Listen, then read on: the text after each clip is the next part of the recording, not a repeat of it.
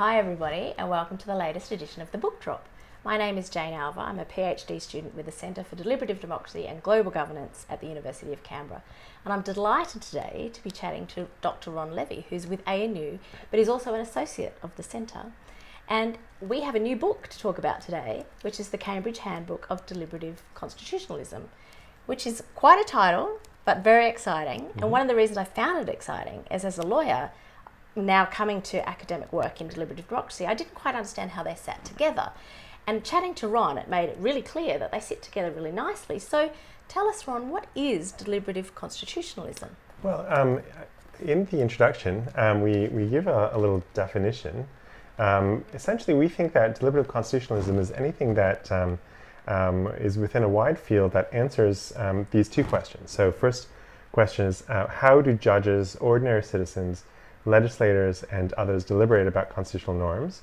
And then the flip side is, how do the features of a constitution, such as human rights, the separation of powers, and federalism, affect how democracies deliberate? So these are two sides of a coin, we would say, where one is about how deliberation leads to the creation of constitutional norms, and then conversely, how does constitutional law affect deliberation? And there are many sort of sub-questions within those two key questions, and we've got something like 26 chapters in which our various contributors found many angles to take within those two questions. But sort of in a nutshell, it's about constitutions and deliberation. How do they interact? Excellent. And not only did you have 26 contributors, you had a lot of co-editors. So it's you, it's Hui Kong, it's Graham Orr, it's Jeff King. So that's right. Working together with so many editors and so many collaborators, what are some tips that you would give to working across so many people? Oh, that's a great question. Well, we actually all were friends. That helps. We did actually know each other reasonably well, most of us. I knew everybody on the team, and we knew it was going to go well, and it was a perfectly likely team to work out very, very nicely. And I think that's tip number one. Go into it with your friends. You'll probably enjoy it more anyway. Excellent. And so, coming from Canada and then now working in Australia, you must have some interesting insights about having worked somewhere with a Bill of Rights and then to somewhere that doesn't have a Bill of Rights. Tease out a little bit of that. Well, actually, that's true. So I'm from Canada. I'm trained in law in Canada and also in the United States. I'm not from the United States, but I spent 3 or 4 years there, and now I've been in Australia for about 11 years. And each of those countries has a very different constitutional system and political system, for that matter.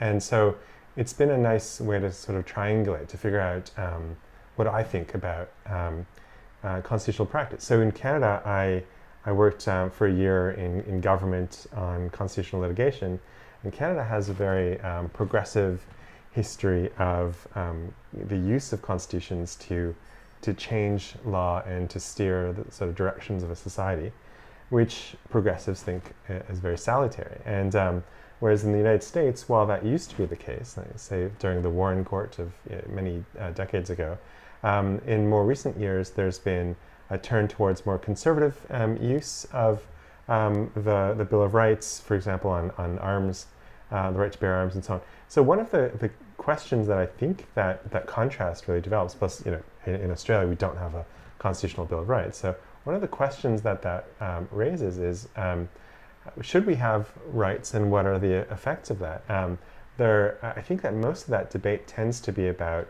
well, am I a progressive and are there going to be progressive outcomes, or am I conservative and are there going to be conservative outcomes? But I think one of the many questions that we touch on in this book is, what are the deliberative consequences of rights? So this is one of the applications.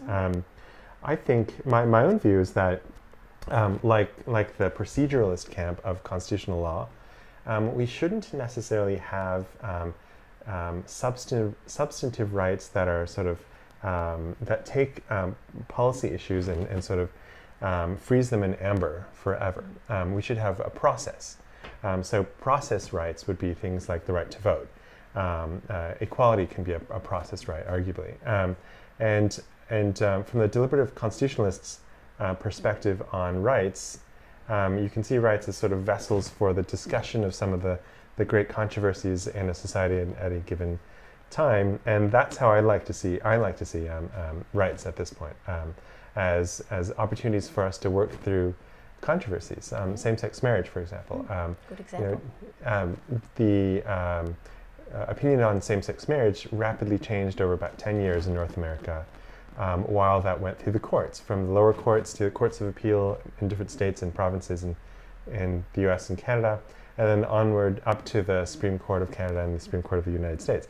And during that process, was there some sort of effect on public discourse on that particular issue due to the fact that these various courts at various levels were opining about the matter? So there are a number of courts that came up with pro-genderless marriage, that came to the conclusion that there ought to be same-sex marriage, essentially.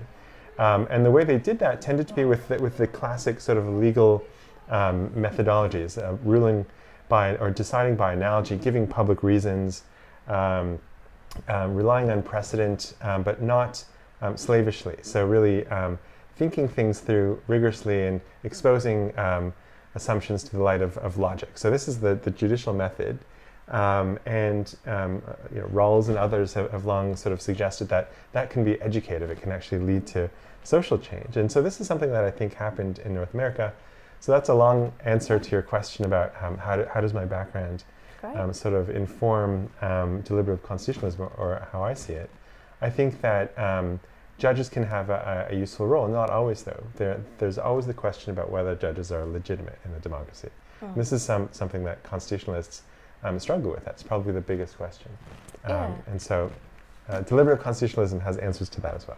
I think that's really nice to tease out some of these practical applications.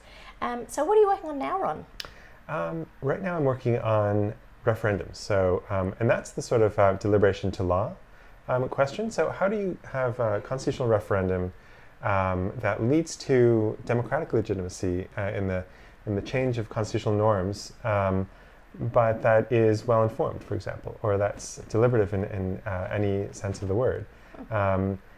If you can have a referendum that's not just majoritarian but also deliberative, then that might sort of up the level of legitimacy of the constitutional norms that come out of that. So where can people get a hold of this new book then? This is it's a Cambridge University Press book, and it's you can get it online through the Cambridge University Press website.